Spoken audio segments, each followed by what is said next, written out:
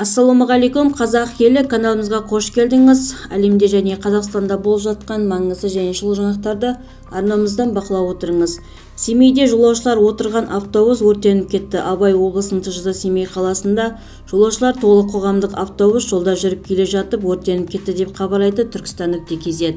8 желтоқсанда сағат 13 шамасында өрт сөндіру қызметіне шығыс сол жақ саяжай алабындағы 6-шы саяжай аялдамасында өрттің шыққаны туралы хабарлама келіп түскен.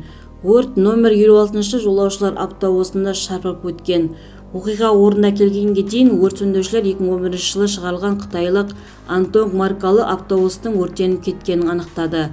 Өрт 3 шаршы метр аумақты қамтып, көліктің қозғалтқыш бөлігіне бақылау тақтасына және жүргізуші орындығына жайылған. Өрт сөндірушілер мен құтқарушылар келгенге дейін жолаушылар жанып жатқан автобустан өздері сәтті эвакуацияланғаны белгілі болды. Олардың ешқайсысы зардап шеккен жоқ. Өрт сөндірушілердің үйлестірілген әрекеттері нәтижесінде өрт 10 минуттан кейін оқшауланып, оны толығымен жою үшін 25 минут қажет болды. Толығырақ төмендегі сайтымыздан көре аласыздар. Егер де біздің видеоролик ұнаса, подписаться және бір ғана лайк түймесін басып кетулеріңізді сұраймыз.